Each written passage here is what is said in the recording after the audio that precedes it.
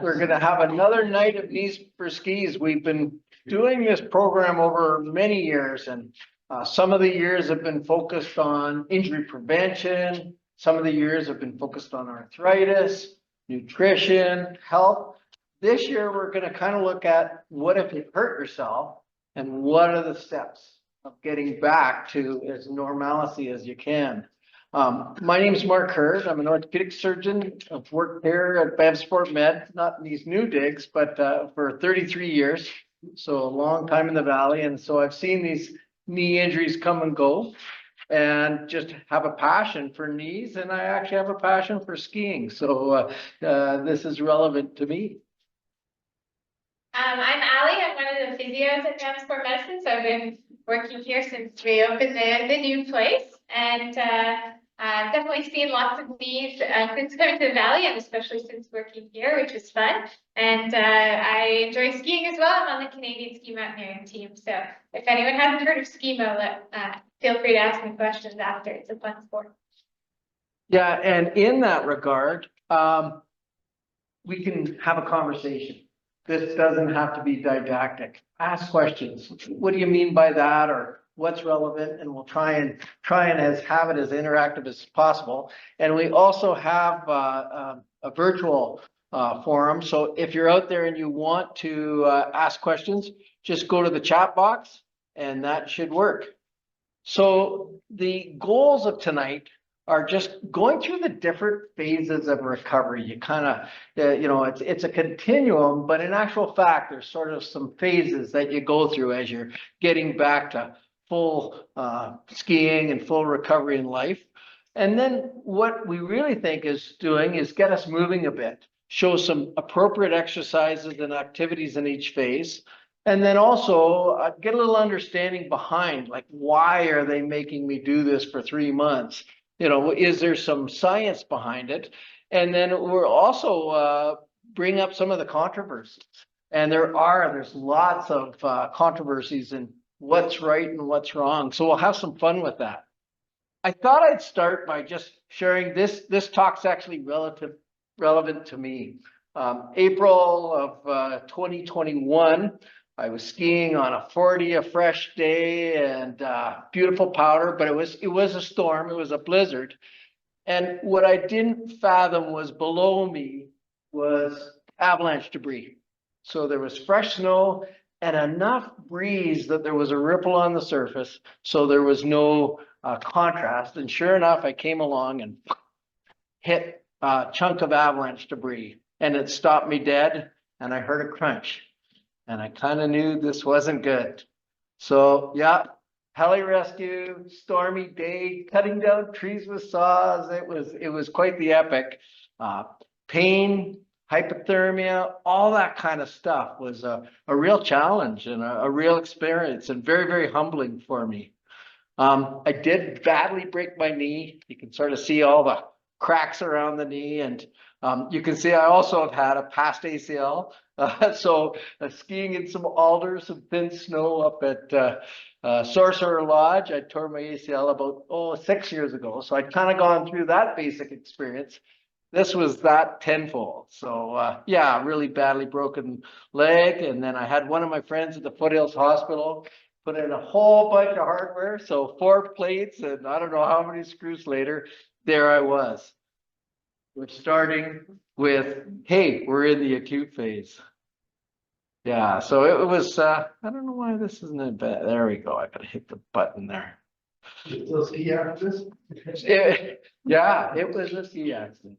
You still ski after all? Oh yeah, you know what? As soon as I was able to recover, yeah, it's kind of part of our blood. If you grow, I've been skiing since 2, and the whole spectrum. So it really is kind of part of who self is. I'd be really struggling without some component of it. But I have to admit, I'm happy on a pair of cross-country skis, going on the Banff Trail on a day and looking up. But that's true.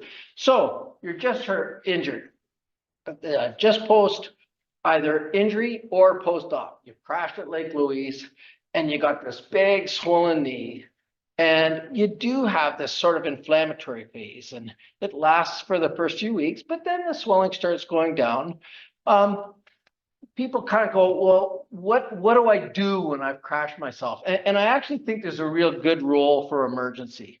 So if you've had a pretty good yard sale and you've really hurt yourself, there's a role for getting x-rays, having that initial assessment. How's the blood supply and the nerve supply to my foot and the rest. So there's a super role for x-rays, and as well as after surgery, if you're having some sort of complication, my calf is swollen, do I have a blood clot? Do I have an infection? So we shouldn't forget that part. But we also have now, we've developed over the last year, an acute injury clinic. So if you're out skiing and you hurt yourself and, you've gone through a merge, my x-rays are normal, what next? It's a service we're now applying twice a week, is you contact us and we usually get you in for a pretty quick assessment, which is sort of nice for people in the Bow Valley to know. To get that word out is you don't have to wait 3 months and struggle to get in to see your general practitioner and then struggle to go and see someone. So we're trying to operate that way. And then, I might have Aly just comment on the role of physio in that first phase. For sure, yeah, I think having a physio help you kind of figure out what can you do. Even if, let's say, you're not allowed to weight bear on it, or you're waiting to be assessed by a doctor or surgeon, there's usually something you can do in that time period. Or if you do need a referral, you haven't seen a doctor yet, and we feel like maybe your injury needs further assessment, then good to see a physio as well. And just a reminder for the acute injury clinic, the injury has to be within 10 days. So that's one of our right. Things for the acute injury clinic. So if you do have an acute injury, try and get in before it's been, 3 weeks, and then you try and get in, because at that point it's no longer in that acute phase to be qualified for that. Yeah. So off the start, we want to reduce pain, manage pain, deal with swelling, reduce swelling. Get knee motion. There was a time where everyone was put in that Zimmer splint. I don't know if anyone's even heard of that. A rigid splint, keep the knee stiff, keep it immobile, and they were brutal. They were uncomfortable, and they actually weren't good for healing. So it's one of the areas of acute injury is, if at all possible, motion. And then, Aly, what about the whole psychosocial thing? What happens if you're a kid on a ski team? Or what do you think of this? Definitely, it can be tough if like your life kind of revolves around skiing, or your social life. Even in the valley, a lot of your social time is also your activity time. So to make sure that you have some support from friends and family. And sometimes I'll get people, whether it's skiing, or even I've had clients who, they go to their yoga and coffee, but then they have an injury and now they can't do their yoga, and then they don't even go out, and then they kind of have a hard time with the mental aspect of recovery, just because they're not getting the social support. So even if you can go to the coffee and not the activity, just to have kind of that support around you. Yeah. Yeah. As we have studied that aspect of injury more, we realize how powerful our minds are and how down and out you can be. You're in the thick of your whole life and you're just enjoying everything, and there's a sudden, whoa, I am grounded, and it can be devastating. So we got to acknowledge it. We got to acknowledge it as healthcare providers, but you got to acknowledge it yourself, and sometimes seek out help. So I think we're going to talk a little bit more on that. And then we'll also talk a little bit on how do you not get totally out of shape and lose fitness. So One of the things that come for pain and swelling, talking about icing. That's a bit of a controversy nowadays, sometimes around ice. Some inflammation is good for the natural healing process, but certain injuries, there might be a bigger inflammatory response. So, let's say we're talking about a grade 1 MCL sprain. So you sprain the inside of your knee, but it's pretty minor. There's minimal swelling. That might be less of an inflammatory response where you need a ton of ice, versus post-surgery, or maybe a grade 2 or 3 sprain where, okay, it really swells up and that swelling is kind of limiting the range of motion. So I think that's sometimes too where we can consider the ice, and then also just rest too. Some people having to put their leg up, put some ice on it, means they're actually going to slow down a few times in the day and take a break, right? Yeah. And then the pain aspect post-surgery, I think that's one of the big things that you guys encourage too, right? To limit pain medication. Sometimes the ice can be helpful for the pain management after surgery too. Yeah, after surgery or after injury, getting on narcotics, getting, is often complicated with nausea. Getting a dependency is way more common than we thought. And so we did a journal club the other day on this topic of rice and brought out a whole bunch of articles, and really the best role for ice is as a good analgesic. And I think we underrate it. And these cooling systems, they're just awesome. If you do hurt yourself or have some surgery, they're just so soothing and really can limit. And I have to admit, the rest part is important. And I have proof. There I am. You can see the big swollen right leg. And I'm on the couch and I'm working on rest. But I want to bring this up because it's the thing I say to every person who's coming in for ACL surgery. I'd like you to rest and I want you to get your knees straight. Getting a straight knee is a real problem with knee injury, and we work hard on it.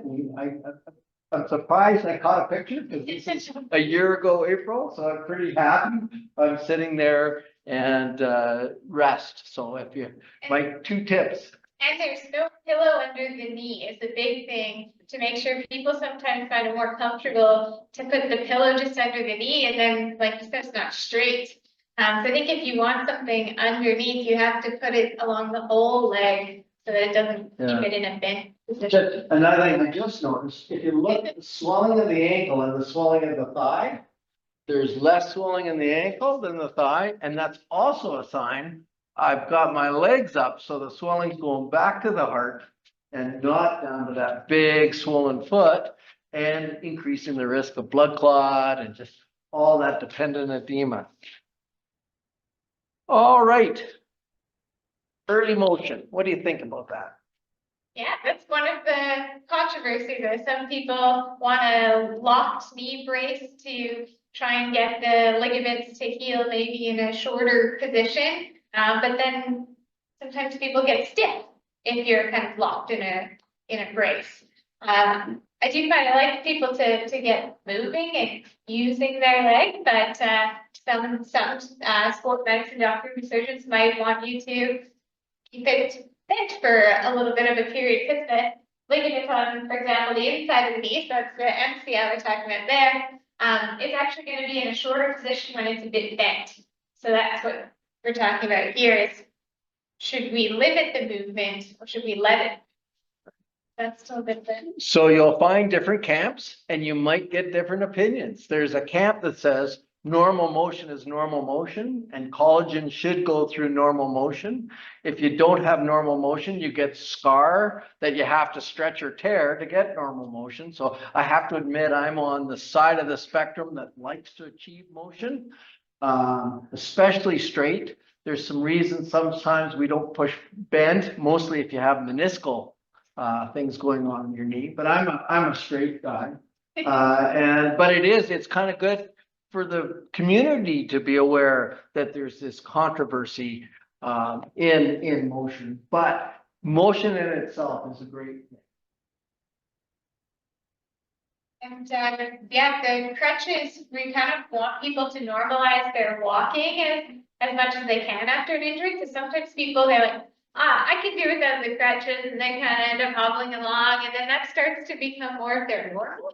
So I think there's not, and even if you think, it's a minor injury, using the crutches just to try and normalize your walking as much as possible can be really helpful. But there are some situations where weight bearing might be limited, and Dr. Hurd will tell us. Over there. Yeah, and then you actually, just to bring up the bracing, You might say, oh, I went to Emerge and they told me I had a torn ACL and I left without a brace. And in general, a brace isn't really needed for the ACL. And unless you have sort of a medial collateral ligament sprain or a lateral collateral, it's appropriate not to use a brace off the top or off the start of your injury, and to just proceed with normal motion, and most of the time, normal weight bearing. So that is an okay thing to get moving into weight bear and stimulate bone. There are a few exceptions where really a strong role for crutches. And you might have come out of the OR and someone says, oh, you're going to be on crutches for 6 weeks.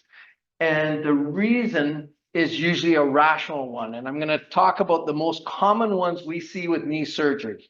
So one of the special tears in the knee is called a root tear. So on the top left, this is my knee with my tibial plateau.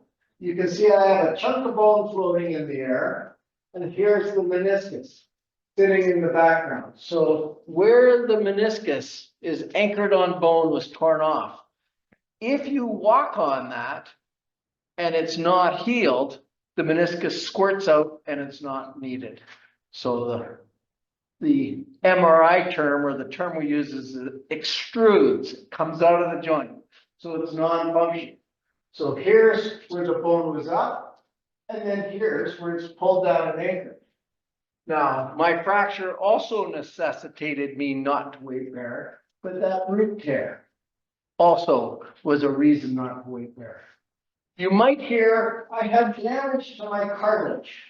I dislocated my kneecap, or I had some impact or twisting in my knee, and the surgeon may do what we call a microfracture, or put some holes in the pothole to try and create some scar tissue. There's a situation that if you walk on it, you squirt out the blood clot, you squirt out the scar, and so you're not getting as an effective healing. So that cartilage work or microfracture is another time when you're going to be on crutches. And sometimes with a lesion, we'll transplant cartilage. So this is an area with full thickness. So those are some rationales, but most of the time it's full thick, its weight bearing is tolerated, but you may get some instructions. I can't walk on it. And it's kind of nice to know, oh, okay, there's some rationale behind those instructions of not weight bearing. I'm not going to labor that too long. Motion is lotion. So we want to try and get people like on a bike as soon as they can. It sometimes can take a couple of weeks for that to be comfortable, depending on the person and their injury. But usually the bike, we might start people even with a pendulum. So they might be just doing the bottom half of the motion first, and then eventually they can go all the way around. No, not too much tension to begin with. So really trying to think of it. I know people are pretty keen and they're like, I can get on a bike, and then it's a little different than coming out a 45-minute spin class. It's more, again, get in the movement. And so we can see Dr. Hurd getting. Yeah, so this is 5 days after a really devastating tibial plateau fracture. I forced myself up with a grimace and I forced myself around. I put my seat as high as I could and cheated, but then kind of got going, and this was critical for my recovery. So anyone going through the recovery, getting that goal of getting on a bike in the first little while is a really good one. So, I'd encourage that early in your recovery of knee injury. And even if you don't have surgery, just a knee sprain, early introduction of that low tension spinning is magical for healing.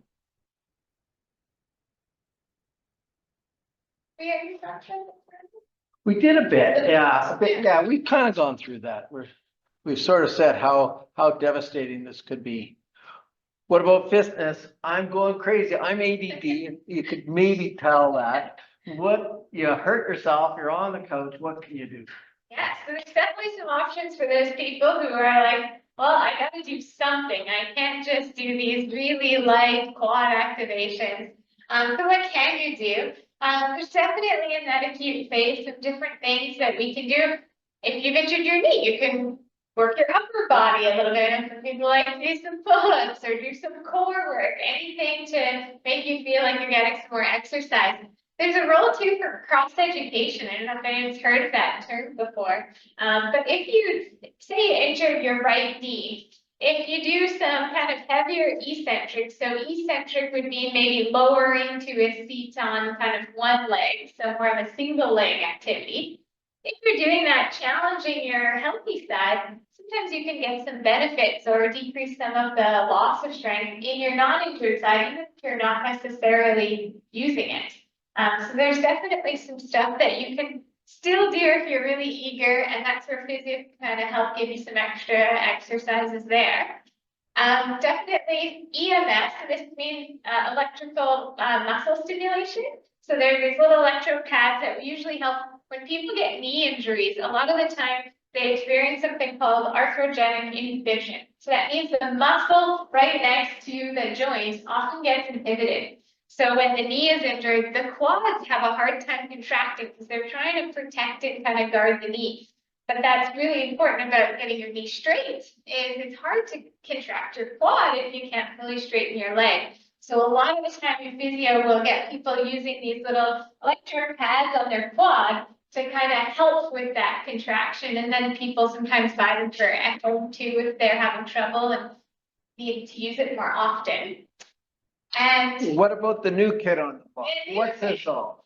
so blood flow restriction training, definitely some newer research popping up more and more in the last couple of years. So blood flow restriction training's got a nice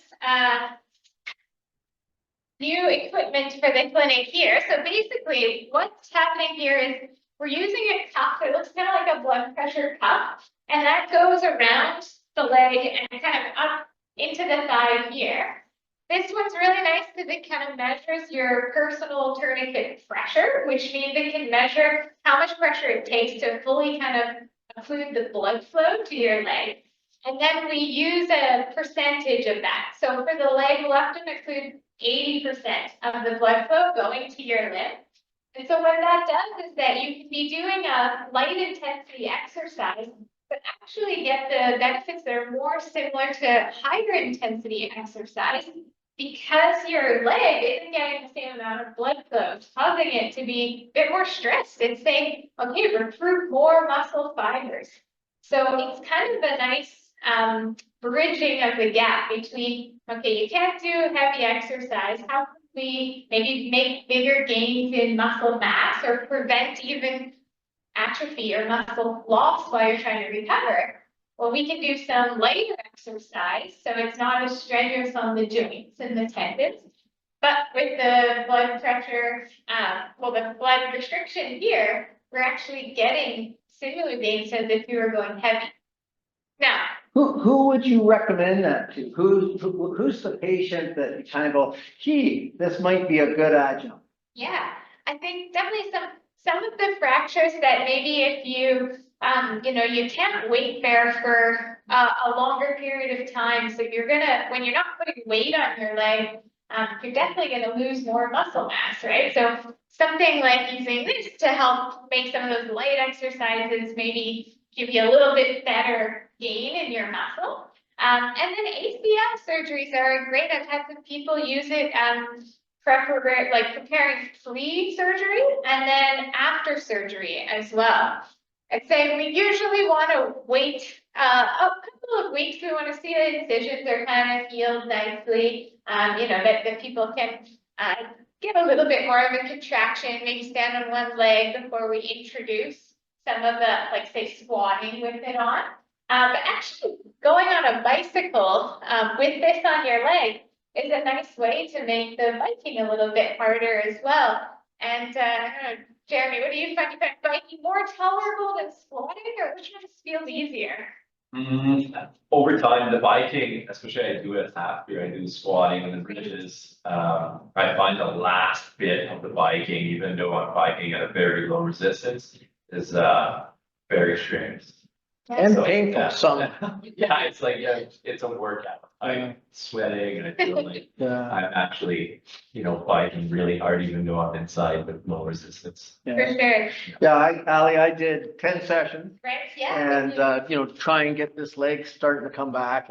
And I have to admit, as time went on, I did make gains in where I was going. So I actually really enjoyed that, but it was quite noxious.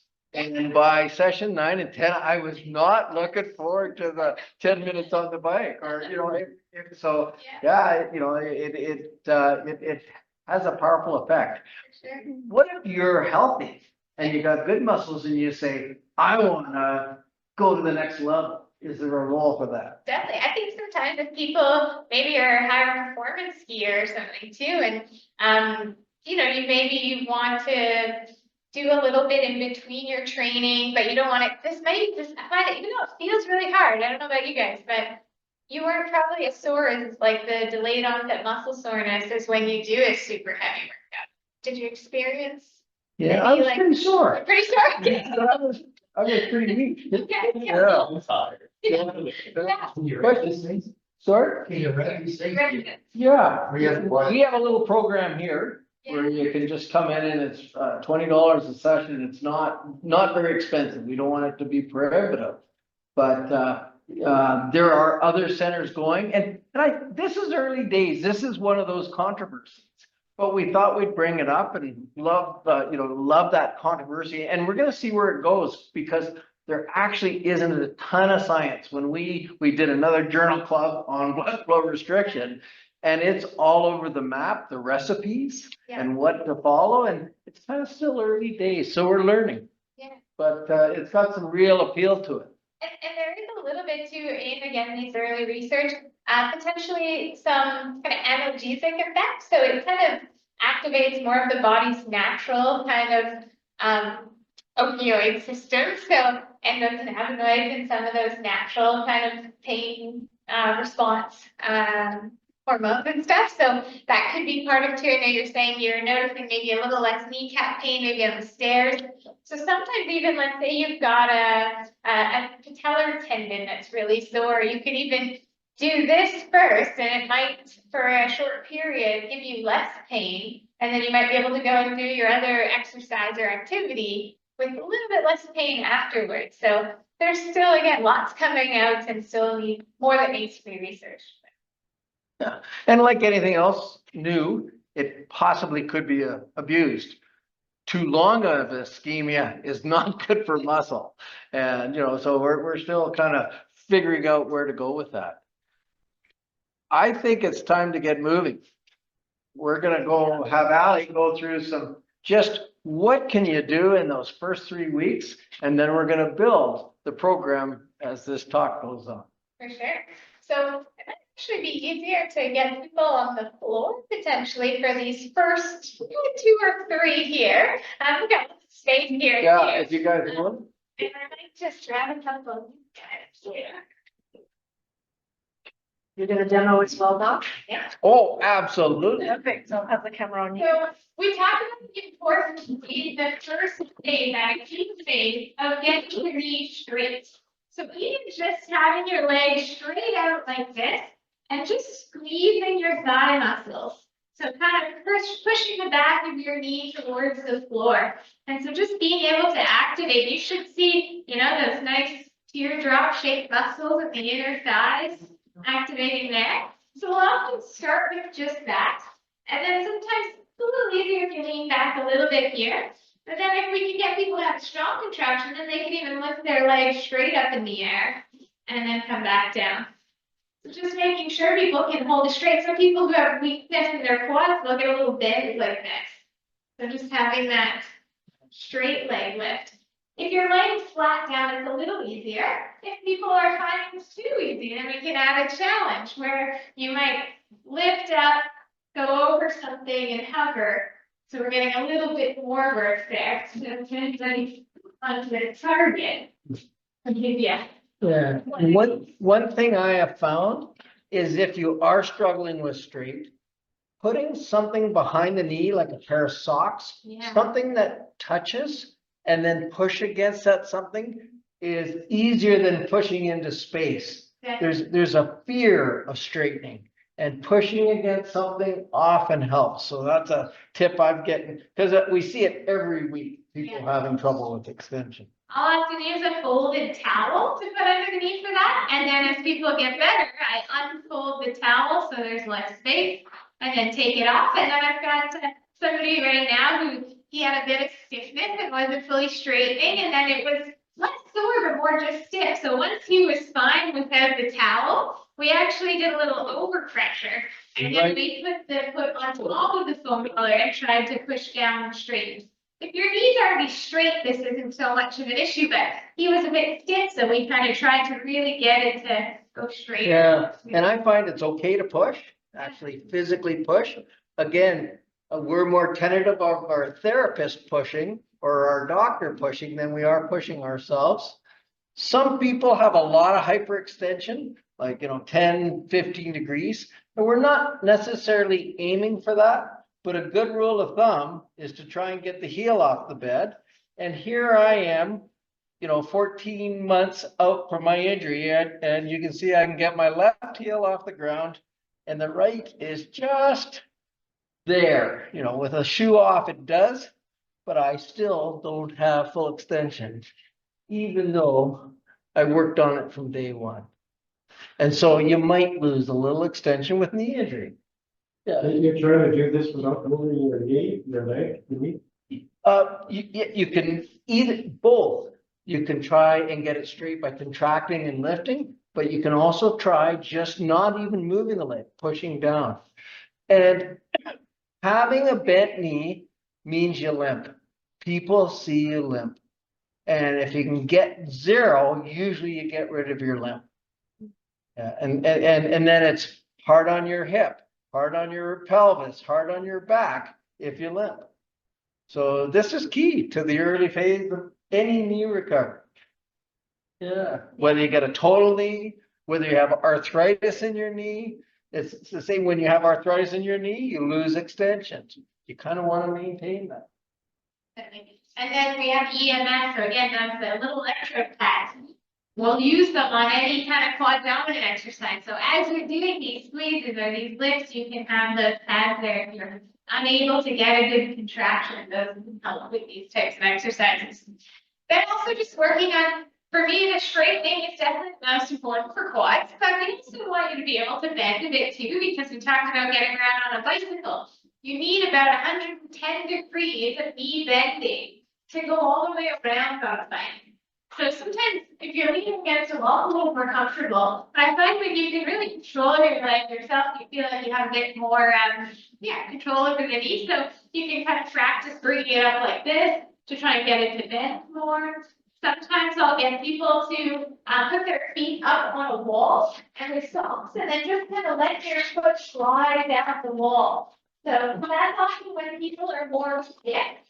You can see just figured up the wall there. They can kind of get the leg supported, so there's not too much pulling at the knee, but just practice that bending. Other people will find that's actually more comfortable in sitting. So you can kind of have a sock on a wooden floor and just slide it kind of underneath your chair to practice. But once you have that about 110 degrees, I find the bike is the easiest way to kind of get consistent. So, yeah.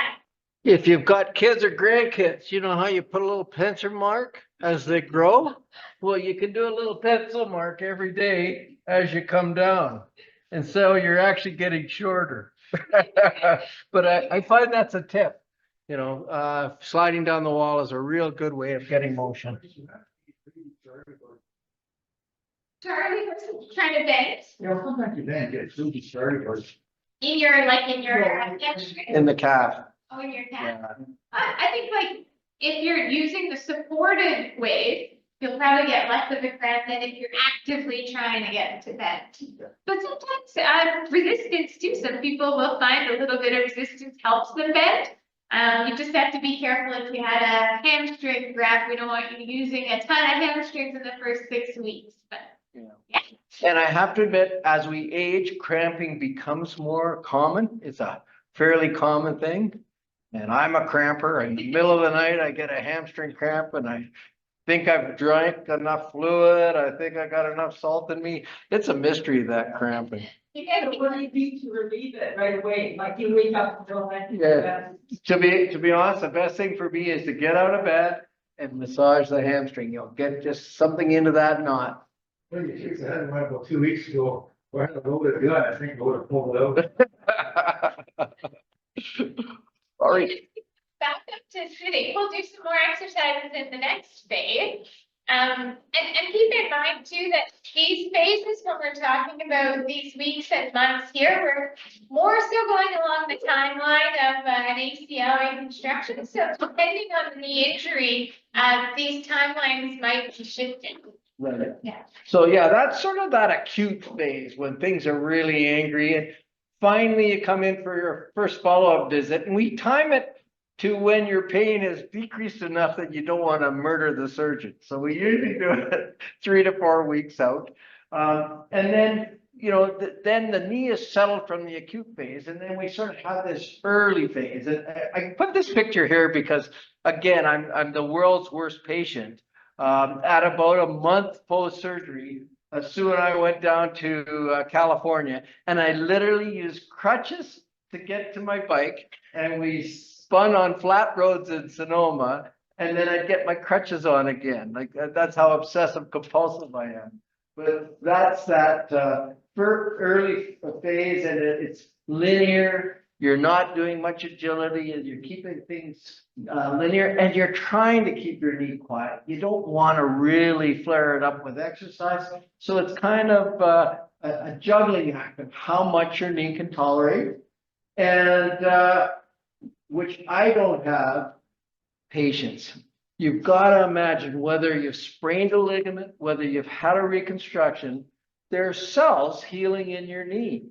And, you know, healing takes time. There's this sort of dictum out there that everything heals in 6 weeks. It's so far from the truth. As we go on and study things deeper and deeper, we're realizing the healing process goes on for a few years, if not 3 or 4 years with an ACL. So, any other comments there, Aly? I think we'll cover that. So yeah, we've talked, and then this is a controversial area. When you have an ACL reconstruction, when is my graft the weakest? So philosophically, we think, okay, for the first few months and 2 to 3 months, your graft is healing to the tunnels in the bone. We make these tunnels inside the bone, and scar goes in. Well, first blood goes in, and then scar goes in, and then it matures. So during that phase, the graft is actually susceptible to slip and stretch. So you get too aggressive. You get a guy coming in at 6 weeks and, hey, doctor, me. And then you examine their knee and you go, oh, we're already got a loose graft. We missed the boat. So being kind of cautious, thoughtful, you know, I'm letting my knee heal. The second one is trickier. Really, the graft itself, when is the weakness? And there is definitely another, I don't know whether it's a myth or another dictum out there that at 3 months, my graft is the weakest. And that's saying, okay, it doesn't have a blood supply, so that collagen sort of sitting in your knee, not very strong. We aren't able to go and biopsy and sacrifice people at 3 months and really examine it. We can do that with bunny rabbits, and we can do it with dogs, but I have to admit, a lot of the research done on animals, the grafts aren't what we call isometric. So they're actually not functioning as well as a well-reconstructed knee. So that's a tough one. But what we can tell you is when we looked at 2,000 ACLs, the highest re-rupture rate was between 5 and 7 months. Trying to go back to sport early really had a high re-rupture rate. And then in another big trial that we did, we determined that each month after 6 months, reduce your risk of re-injury 10% a month. So giving it time is super important. You got a question? I can't talk, well, so knee replacement. I'm really here to find out about when you start down skiing. And so I'm at 7 months now, and I was thinking I could start down the skiing now. And so worried about injury, or should I maybe be looking at long? Right, and Can you repeat the question just? okay, so the question was, a knee replacement 7 months ago, a keen skier, when can I get back to the skiing? I think from a biological point of view, you probably have bony healing to your prosthesis at this point in time. It would be a little thinner bone at the very start, but as you more and more load. So in my mind, it would be you going to your therapist and going, do I have the neuromuscular control? Do I have the strength to guide my skis? That's where I would be. I would have an Aly go. I really think I'm watching you lunge, I'm watching you sit, I'm watching you get up from sitting. That's when you would determine when you're fit to ski again. So it wouldn't be, oh, you have to wait till this time to ski with a new knee. Now, with ACLs and biological grafts, we know there's a biological reason to wait. You could be quite strong. And in fact, there's a paper out that the best testers at 6 months are the highest risk of re-injury. But with the knee replacement, if you've got your strength back and you feel, hey, I feel capable of skiing, I'd get out on a sunny day and give it a go. Would I be better to start with cross-country track set, or would I be better to start with touring first? Or Yeah, it would be your comfort zone. What are you most comfortable doing?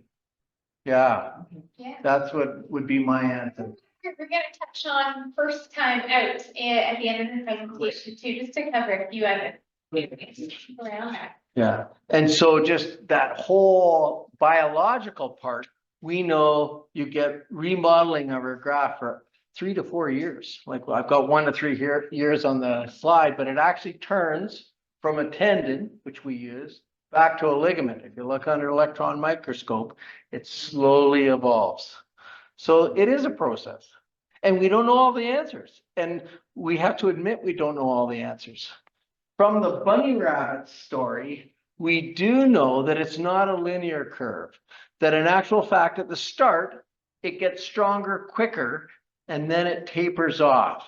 So in general, if you cut a bunny rabbit's MCL and you measure the strength, at 6 weeks, it's more than 50–60% strong. And that's why we can actually accelerate rehab a little more than maybe you're totally healed, because the scar gets stronger relatively quicker. So it's not a linear line, which is great, which is nice to know there's a bit of safety built into the fact that our biology works that way. When you hear someone say, oh, don't get your ACL done. I had my ACL done. My knee is horrible. Or I tore it several years ago. I kept injuring my knee, and then I went and got my ACL fixed, and it's not fixed. My knee's still terrible. Well, I want to educate the group is the other injuries in the knee are often the more confounding fact, or the more dependent on your outcome of how you do than the ligament. We're actually gotten fairly good at getting a knee stable again, but we're not so good at the cartilage tears I showed earlier, the meniscal tears, the parrot beaks, the roots, all these different names we'll call meniscal tears. We're taking part of the O-ring out. And if you break the seal in a pickle jar, the little red seal, the pickles go sour. The more you take the seal away from a knee, the more you're going to get wear in the knee. The more damage to the knee, the more you're going to get wear in the knee. And so that philosophically has got us to the point, if you hurt your knee, and especially if you're young and you hurt your knee, we'd like to get the knee stable before you do all that damage. So we're definitely philosophically reasonably aggressive at fixing knees. It doesn't mean every knee needs to be fixed. some knees actually heal. And that's another side of the equation. You can be too rushed. And so this prehab, we were talking about getting your knee going, getting it normalized, re-examining it. There's a percentage of knees that heal, which was also a myth. I've torn my ACL, it never heals. Well, some do heal. But these are kind of cool controversies in our area, but it also helps explain why no two knees are alike. And when you follow a knee's journey, it's everything in that knee, as opposed to I've torn my ACL. So I think that's important to point out. All right, so we're in that intermediate phase. Yeah, so when we're kind of in this earlier phase, or intermediate, but we're not kind of advanced yet, it's still kind of in the beginning process. You usually want to start your strength with lower weight, so less than 50% of an estimated 1 rep max. So 1 rep max means like the heaviest thing you can lift one time. So about half of that. So kind of a little bit lighter. And we're looking at higher repetition. So maybe 2 sets of about 15 to 25 reps. So this is going to feel a little bit easier on your body. And then we'll see how that progresses later on. And in terms of aerobic, a lot of the times we go to, again, biking is a good one. So we'll maybe, I think, next to some examples. So here's some strength training exercises. You don't have to get too fancy with them, but we can get everyone to try a couple of these. And these are good for ACLs, for other ligament sprains, for just general strength and conditioning for the ski season as well. So if we get everyone in standing, the first one here is everyone should be pretty familiar with the squat. So if you have your feet kind of shoulder width apart, and then just bending down like this. Sometimes you can even use your chair if you want to tap your bum to the chair and get back up. So 2-legged squats, and then if some people are getting really comfortable with 2-legged squats, we can start to look at single-legged squats. So looking at kind of closer to about that 10, 12 weeks post-op if you've had an ACL reconstruction. So that's where you might stand on one leg. This is going to challenge your balance more as well, and some of the knee control. So, and sometimes using a target. So, I guess most of our tall seats have been taken. Maybe we'll use the table here. We'll just get someone to try so you can see. Maybe we'll just move this little stool out of the way. Just so you can see how it might be easier to target. So maybe someone who's pretty tall who wants to demo a single leg. You want to give it a try? You're giving it a try. Yeah. If you sit at the edge, we'll just make sure that it's not going to be the way at you. If you sit at the edge there, and then you come up to standing, you come back up, pick a leg. You'll stand on one leg. Then you kind of try and sit back down on one leg. Yeah.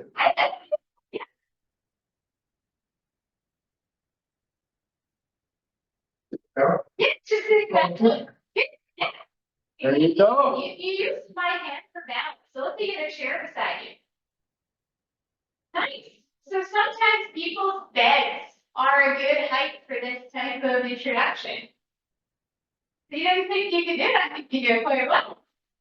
What's the balance thing? Yeah, exactly. So there you know something you can work on.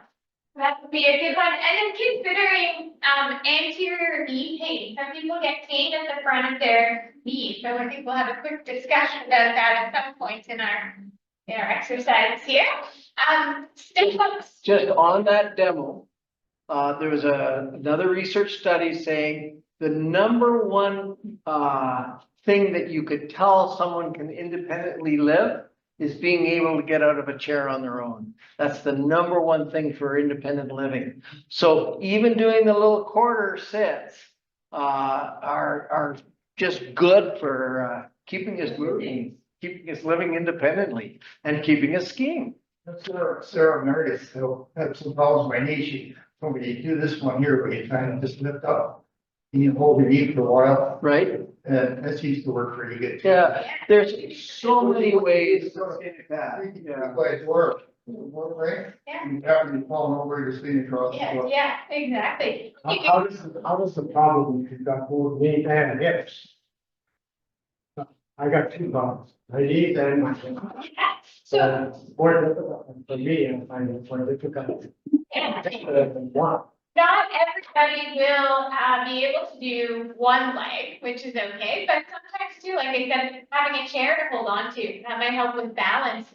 Sometimes I'll get people to go down to the table on one leg, but then get back up on two legs, just to make it easier. There's so many different levels of one exercise that someone can help you kind of walk through and progress through. Yeah, you got some steps? Well, we've got some steps Yeah. and we're just sort of saying, oh, I can't do a step up onto Aly's, step here. But I can, and sometimes I do it honestly, post-op, I'll say, start with that. And then go to the next, so $1 or $2. All of these exercises can be modified for the whole spectrum of health. And so you just have to be a little creative. That's it. And a step up is one leg, so there's some balance. So if balance is an issue, having it next to a counter, if you've got your step there, so you can hold on to something too, can be a good way to make that a bit safer too. Yeah. It's pain. Yeah, and you gotta find what's right for you, but I have to admit, even back pain, hip pain is going to do better if we can get some strength around the core, and these exercises do that. And Yeah. sometimes a little bit of discomfort during is not such a bad thing. It's just monitoring your response after as well. And getting used to a new exercise can always be challenging too. Yeah, we've got What's a lunge? a lunge. So if we're looking at a lunge, you're getting a bit more balancing here. If you're kind of taking a step forward and then bending both knees. And sometimes people think you can stay in place and just go up and down. Or sometimes you might come back up and then go forward again. So different ways of doing lunges. You guys make those look pretty good. Sometimes if you get pain at the front of your knee, you can always do it onto a step as well. So for example, this little step here, sometimes it'll put less pressure at your kneecap if you're going up onto a step. So you can always use your stairs, maybe the bottom step, you can climb up onto the step. Right on the top. Yeah. I have a anterior knee pain. And, yeah, that diminishes it. Yeah.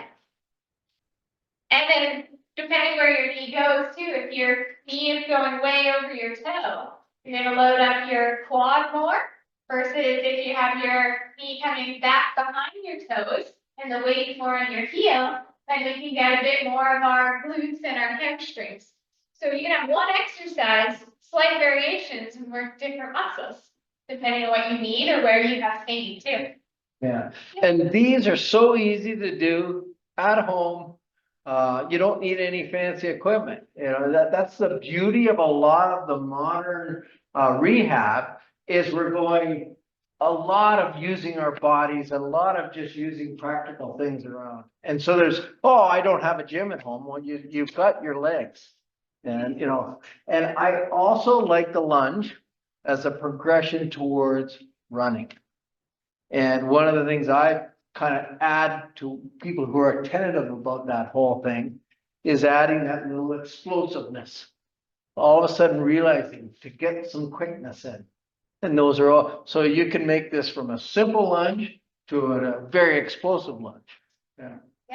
And about the doing these at home, I think at this point if we're going back to ACL timeframes post-surgery, when you're doing, the lower weight, body weight is often enough at first. And then as that gets easier, depending on, if you're a competitive skier, you're going to need to go to the gym eventually. So Yeah. sometimes it can be good at home, and depending on what your goals are, sometimes you won't have enough equipment at home to really get your needs, but that comes later in the rehab. So, yeah. And I love bridges, Aly. All right, let's go see them. These are my favorite. And with an early injured knee, you can always just use the good leg. You don't have to do both, and you get the cross training. my part of my 7-minute morning core Nice. are to go out to the side and back. Yeah, and you can even add a band around your legs there too, if you wanna. Make it Make even it comfortable. move up. Yeah, So the bridge is a super grip. Yeah, and the planks, yeah, some core, we get side planks, front planks. So many variations in core too. We could probably do a whole hour on core. Superman. Bird dogs, yeah. Yeah. Calf raises too. Those ones are sometimes I've forgotten, but your calf muscle, especially your gastrocs, across the back of the knee, so they're important for knee stability. So if people, they can start with 2-leg calf raises. If one leg feels too challenging, sometimes I like the 1 foot up on a step. So again, you can have your stair. If you've got 1 foot up on the step, and you can do a calf raise on the back leg. Sometimes that even helps with linking of like walking too, and as you're pushing off. So these can be some good intermediates. Like, what about hanging the heel more off? Yeah, I'd say once you've got one leg and you can do that, then that should be okay too. Yeah. Open chain knee extension. That's one of our favorite topics. Right. You know, there was a time when you'd have everyone says, my therapist says I can't do open chain. What is open chain and what is closed chain? That's the first thing. Yeah. Or the other term they use is open kinetic and closed kinetic. It's a style of exercise. I'm gonna have Aly go through that. So a closed kinetic chain exercise means it's kind of like a fixed loop. So your feet are attached to the ground here. You're doing a squat. That would be called closed chain. Versus if we were sitting and now our foot is free, it's not fixed to anything here. This would be open kinetic chain type of exercise. Right. And the thought was that when the femur and the tibia are touching each other, you're gonna have less forces against the ACL graft. That was really the real thinking. But with some good digging of research and some good testing, we're finding that just walking and just doing basic things have as much stress on the ACL as doing some basic open kinetic chain things. And there's some real value to open kinetic.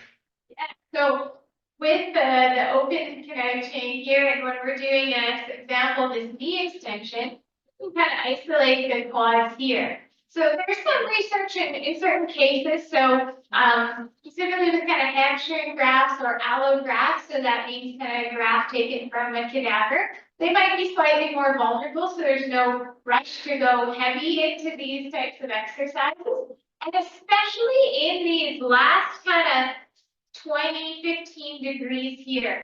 These last, so compared to when your knee is at 90 degrees here, from here to here, there's not much load on that ACL. And then once we have to squeeze to get all the way here, it's about 3 to 4 times more force production in the quads. And so that can be more aggravating. So we can use these open kinetic chain exercises, but within reason, I think still, as we're kind of finding out more research. How did the hamstring hurts? Was the biggest thing for me, straightening the back Right. of my knee, and it gave me stability, because we tend to be so strong on the front, and I worked to get it to 70–80%, so I wouldn't lift anything here until I could straighten it in the back, and it made a world of difference. Yeah, and that's a great comment. Being a skier, and I know you were and are, being skiers, we tend to be quad dominant and hamstring weak. And it's funny, in skiers, because of the pain of the patellar tendon and the quad tendon, and that takes away that quad dominance, we tend to use hamstrings. But in actual fact, hamstrings help protect the ACL. So it's kind of a catch-22. We're using a graft for skiers a lot that should be helping, and we're actually making that imbalance worse. So I'm glad you brought up that it's really critical to work the hamstrings. What, maybe you could suggest some things that people could do at home. I use the gym, so I've got a machine, but what are some good hamstring exercises that people could do at home? Definitely, we have bridges, gets the glutes and the hamstrings, but the band can be, sorry, time that. Here. You can use the band for hamstring growth, and I'm really advanced one too with the okay. Grab this one here. So sometimes attaching this around kind of your foot and then around a stool or something like this. And I won't have all the resistance here, but then just isolating the hamstring by doing a curl like this, so into the band. So that can be done lying down. That can also be done in standing. You have it maybe. Well, I'm just gonna show you the one I was shown, Yeah. and you can do both. So you can do extension, but you can also do hamstring. And so you can switch sets back and forth. To go back to why is open kind of nice for the quads? Let's say you really are struggling with your quads. When you squat, when you cycle, when you do most closed kinetic things, you can use your butt and hamstrings to straighten your knee. When you're doing a leg extension, you've taken out your butt and your hamstrings, so you have to use your quads. That's why it's nice. It's sort of a forced sole quad activity. But either attaching it to something, but I'm using my alternate legs. And I'll do, 20 reps of hamstring curls and 20 reps of leg extension. So it's like a lot, it's like the hamstrings. It is, and when you watch cyclists, some people can be quite hamstring dominant, some people can be quad dominant, and it's nice to use both. Yeah. Yeah, one of the other ones that you only need this at home too, it can be quite challenging for the hamstrings and the glutes is if you bridge up and then you roll it in. I think doing 15 should be reasonable on 2 legs. Most people will really struggle though on 1 leg. That one is quite a bit harder, but that can be a progression too at home. Not a huge piece of or expensive piece of equipment, but definitely a good challenge. Yeah. I gotta try that once. Yeah, so 1-legged ones get equal. Okay, I'm gonna start with my good leg. So kind of arms wide for balance, Yeah, and then bridging up first, okay. and then having this leg up in the air, and then trying to pull it in. Nice. Let's hold on. That's pretty. That's cool. Hold on. I did the first here today, so practice. Yeah, so here's my fractured leg and it's barely hanging in there. It's good balance. You get the core and you get everything. Yeah. That's awesome. Yeah. I love stuff like this. Just letting you guys know we're at an hour. Just- Okay, Yeah, just that way. we are moving along. Did I get to the next one? Yeah. There we go. Yeah, these here, this will be pretty quick, but neuromuscular control, we're looking at kind of that proprioception, so your joint position sense, the balance, those kinds of things. So something like a single leg airplane or an air vest. So maybe if everyone wants to try a little bit of balancing, give yourself a bit of room so you can have your foot come out behind you, but can you stand on one leg, kind of hinge forward at your hips? And this is practice of, can you move at only your hip joints? Which sometimes people struggle with a little bit. And trying to keep, so you actually like to go behind you for this guy. So you're gonna have, this kind of motion here. Nice. Your body and just your hips. So sometimes we get people to use if they have their ski pole, it can help you figure out if you're staying straight. So if you hold a ski pole around your back here, and then just going to the side here, you can see, what if we see Julian here? So making sure that you're not rounding through your back like this. Some tricks or groups you. Anyone who's skied has caught a ski pin. And how does ski go like that? This is the foundations. And I don't know if you guys have ever seen the footage of Bodie Miller catching a tip and doing the arabesque of all time. So I'm thinking of Bodie Miller while I'm doing this. Yeah, I don't know about in Fernie, they have that ski ballet competition, that just looks a bit dangerous for any injury. Yeah. But it is for skiing, cross-country skiing, downhill skiing. All of this stuff is injury prevention. The more you can respond, the more you can balance, the more you're protecting yourself for when you do catch your tip and, you know.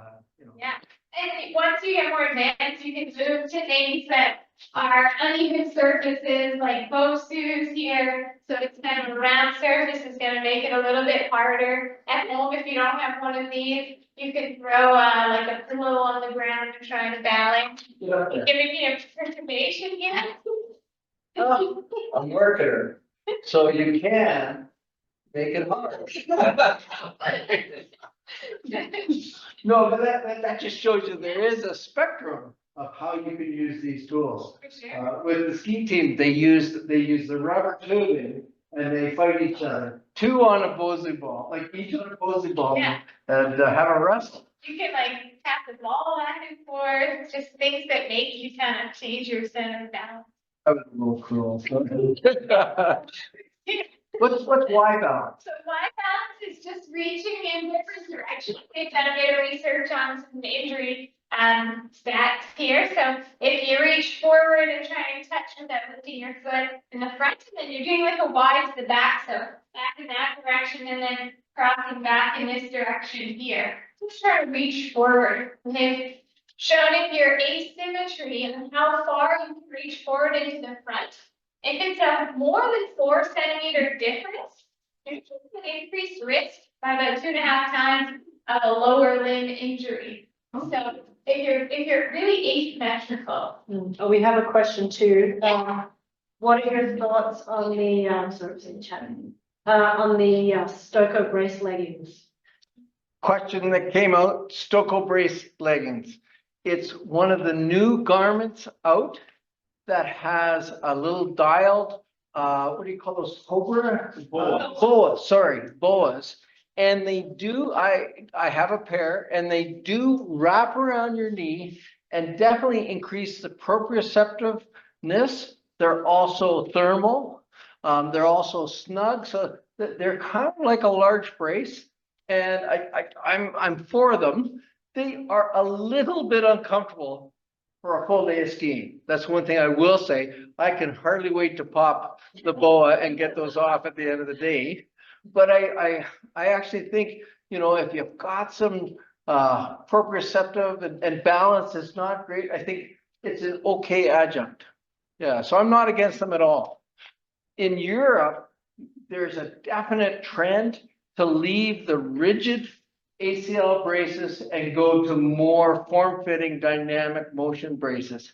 Because we realize the weakest link with bracing is our soft tissue envelope. So why have these fairly large, clunky fiberglass braces on? And so I think we're going to see that evolve.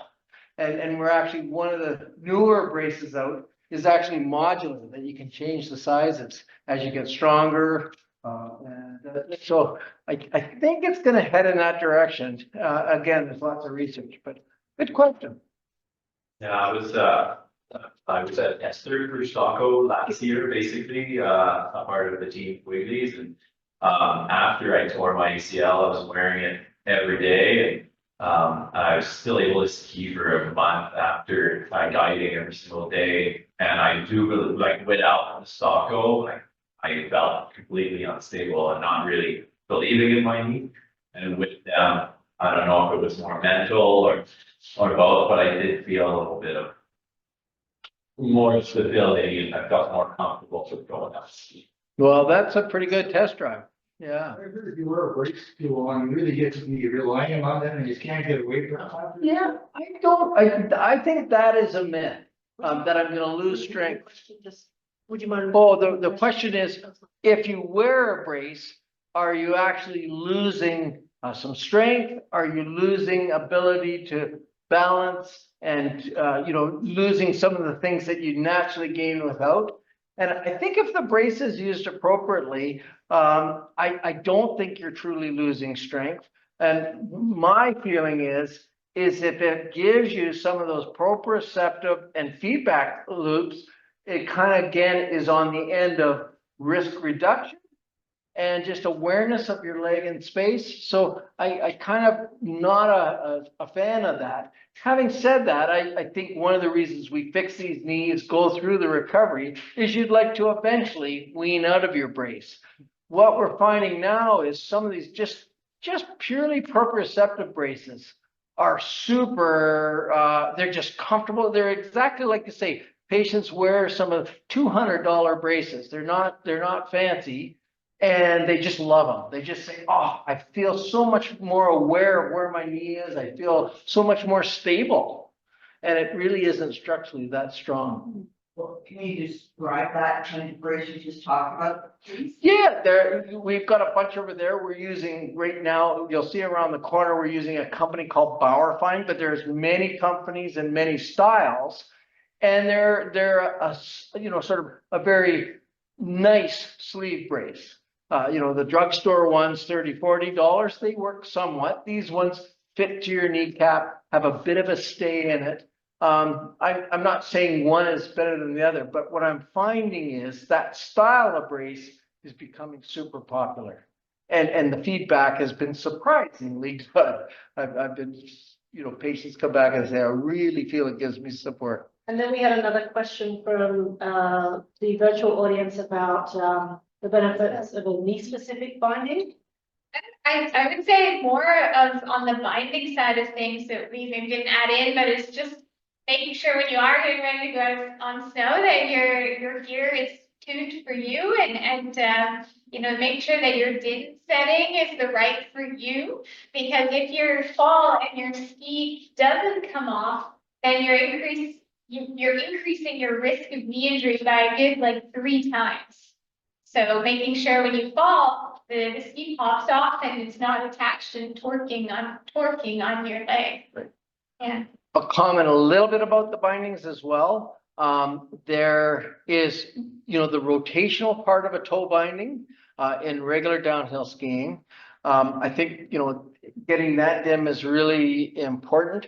They have some quote release ACL quote type bindings out, and I just don't know whether they react quick enough to prevent that backseat fall. We'll have to see what the research out is. But on the other hand, the Dynafit type system that locks definitely sees a slighter increase of ACL tears because that ski doesn't come off. The heel releases and then they still have a torque. So I think going in the touring skiing to have a binding that does have a ski mode and a climb mode. Maybe that's actually, there was a comment just from the, Cassie was saying for backcountry, I was told that shift bindings would be better because it's DIN rated, but I'm wondering about that too.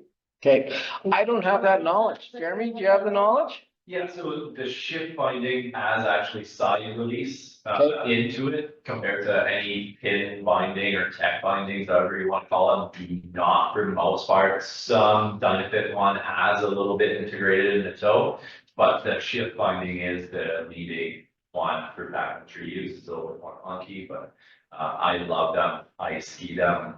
Right. Yeah, a lot. So they get a thumbs up. Yeah, so I think you're right. I think a thumbs up for that. But I have to admit, I don't have the knowledge or data to say the knee injury incidents, but that's certainly the trend. Yeah. Yeah. Shift. Shift. Yeah. All right, we are burning up time, so we're going to move on to the next phase. And I'd like to understand what plyometrics are and what does that mean? So we're kind of now 4 or 5 months out. I'm pretty confident the graft is secured to the tunnels. I'm pretty confident the collateral ligaments have healed, any meniscal stuff. So from a biology point of view, our basic healing is done. Everything's not mature, but it would really take an unexpected twist to hurt a knee. We can start getting dynamic. So we're gonna just get into what is this dynamic stuff we're getting into. Yeah, maybe we'll switch slides. And, yeah, so Kevin went through that, but basically in this phase, we're starting to increase the weight. So the reps are kind of coming down and the weight is going up. So you saw that, yeah, the percent of your 1 rep max is now higher. But for plyometrics, so basically plyometrics, we're adding some kind of speed, some dynamic movement here. So the balance and proprioception is more kind of stationary. And then plyometrics is talking about more like jumping. You're now leaving the ground maybe a little bit. So we're going to go through some examples. And we have early introduction and then more advanced. So I want everyone to try out the earlier ones. And then when you start to feel a bit more uncomfortable, or if you've had a surgery and you haven't reached this time point, maybe save them for later too. So we'll switch to our examples on the next slide. Okay. And I'm gonna put a pitch in for skipping. And whether it's with a rope or not, this is such a good way to get started. Yeah, that's on the next slide. Oh, very good. I call this pogos.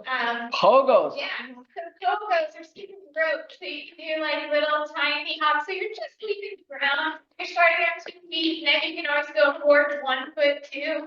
These ones you can do as time, 30 seconds on, 30 to 60 seconds off. Tall to short. So these ones here, if you, I think everyone can definitely do these. I'm so scary. You're gonna put your arms up so you're really tall. You can go up onto your tippy toes a little bit, and then you're gonna drop to your short. So basically we're adding a little speed, so you're kind of tall and then short. So these are a gentle introduction of speed. We can make lots of progressions. You can start 2 legs, 1 leg, you can add a hop. So if you're comfortable with that, you can kind of leave the ground and then jump. You can have it hop and then land on 1. You can hop and land on the other. So these are some good intro ones. Running drills, so different types of skipping. So we can have like the a marching skip here. Thinking that could be pretty gentle too. Ankling, that's actually kind of like popping your ankles forward like this here as you're going. So another kind of little hopping type of drill. So we're getting box jumps. These are slightly more advanced, so maybe I'll just give a demo of the short box jump. I was working on mine earlier on that height, so it gets definitely harder and harder as you go higher. But starting from here and jumping up to a surface is often an easier start than a depth jump, which was on the next slide, and that's coming down. So there's more force when you're landing from a height versus jumping up to a step. So this might not be relevant for everybody here, but definitely some of those other ones I think would be really good to start to get your fast twitch fibers. Remember, you can start with something easy. This. Yeah, that was tiny, that isn't it? Yeah. Nice. Yeah, good question. So would you, because coming down is more forceful, Yes. would you start with going up Yeah, so and add going down? I get people to go up and then step back down. Right. Yeah, yeah. And I think with the new knee, Yeah. I'd be concentrating on the up and not the down. Yeah, But I think a short up is totally relevant. yeah. Right. Because you're gonna get that impact on a pair of skis Absolutely. with some chatter, a cat. Yeah. You're going to have that skiing. So you might as well get prepared for that. Aly? No injuries. Thanks. There we go. There's nothing else to have a good pair of running shoes. Yeah, definitely a little easier. And then sometimes if you're hesitant, you don't trust your knee, can you start in a pool? So when you're in the water, right? You might be able to do all these drills like in the water. There's a bit more buoyancy. You can start to develop a bit of trust in that. Sometimes bands too. We got those thick bands that help you like do pull-ups. You can tie one up high and use it to like help spring you up. So it's a little bit. Oh, I love that. Yeah. There we go. So we talked about the more advanced climb, we talked about the drop landing, so that's when you're standing up and then you're dropping back down. Going forward is also a lot harder. So if you're just jumping on the spot, not so bad. But now if you start trying to jump forward, that becomes more difficult. So here we have to slow down that forward momentum. So it uses more muscles to stop, again, our shins from translating forward. So we're using the quads, the hamstrings and everything.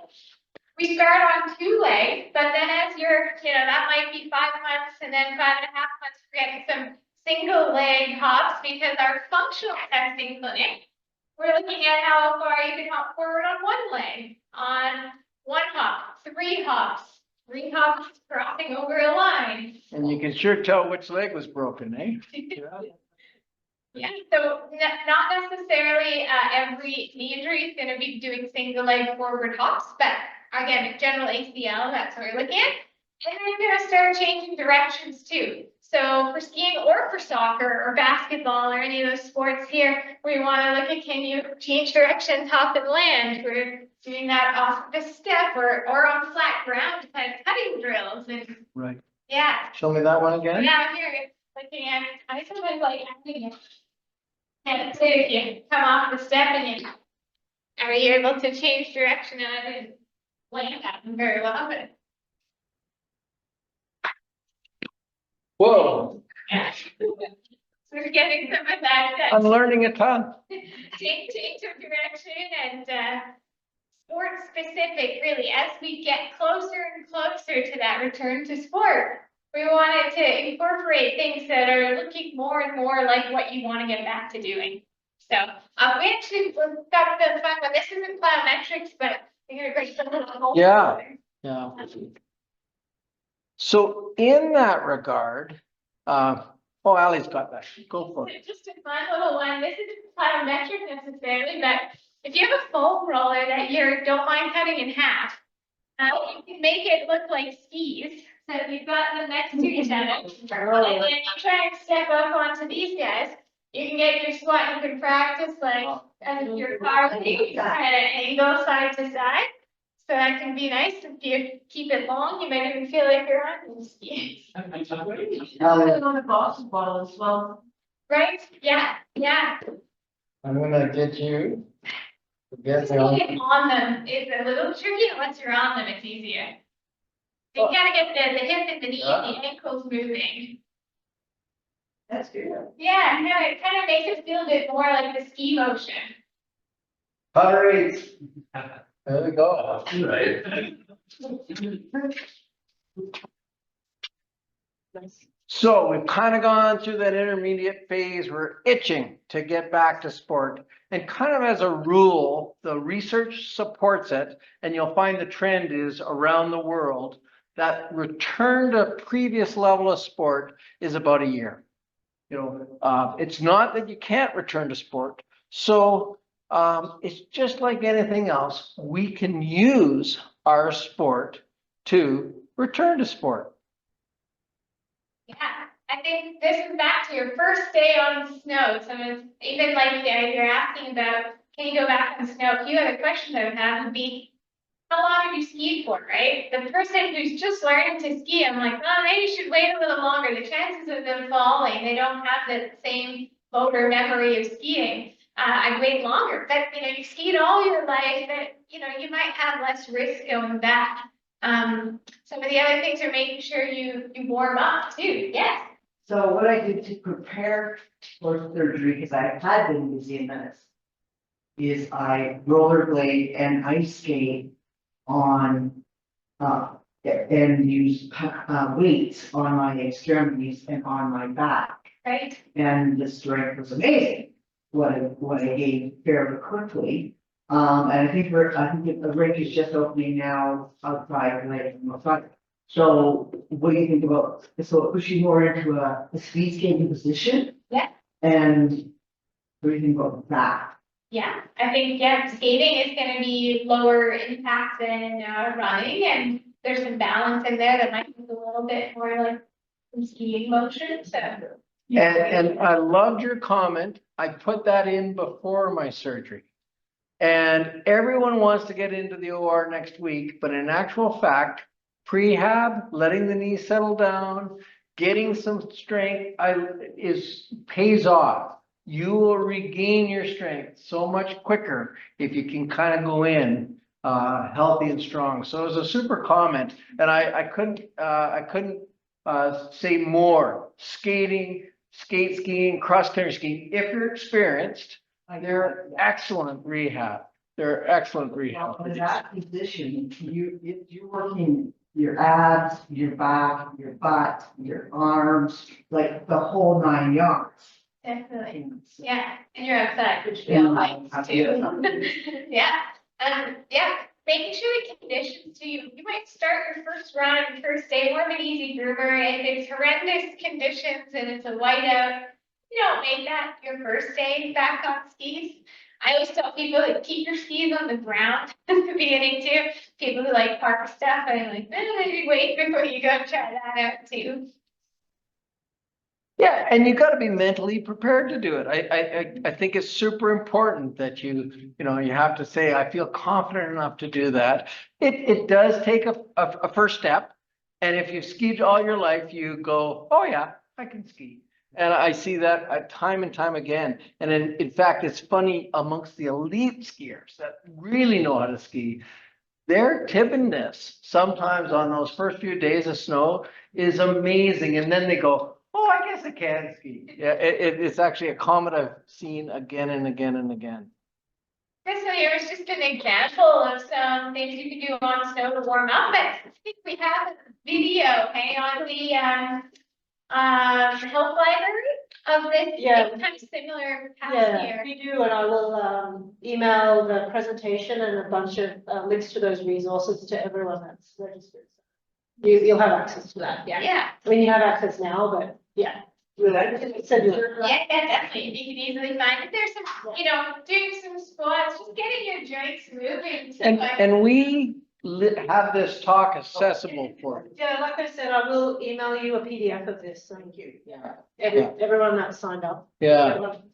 Anyone who skis at Lake Louise, you go up the first chair, and then there's top of the world. There's a little platform between the first chair and the second chair, because sometimes the top of the world's super windy. That's where I go and do my warm-ups. And 5-7 minutes can make a huge difference in your day. Yeah. I definitely noticed that ski touring on the weekend. You ski tour up and you're all warmed up, but I woke up and skied down. It's like, oh, I don't feel warmed up since first lap because I hadn't ski toured up yet. Yeah. How can people else do warm-ups? People listen to you, they just put on their boots or what do they go to ski? I've always thought I've never. Yeah, and you should warm up. And you know what? We're just finding all these risk factors, but hydration, warming up, all those things will decrease the likelihood of you injuring yourself. And there's great studies being done. Yeah. You get the energy kick, you go. Yeah, well, and we see it in other sports. You go out and start playing squash without warming up or tennis, you're gonna tear your Achilles, you're gonna tear a hammy. There's nothing different in skiing that you really should warm up.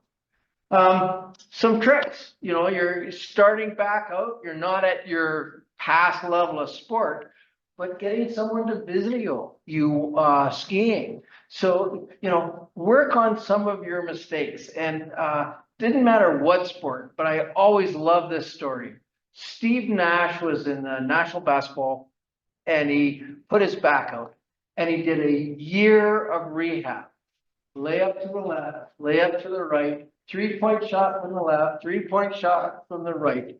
And after a year out of the NBA, came back and was the MVP. He broke down his fundamentals and worked in fundamentals.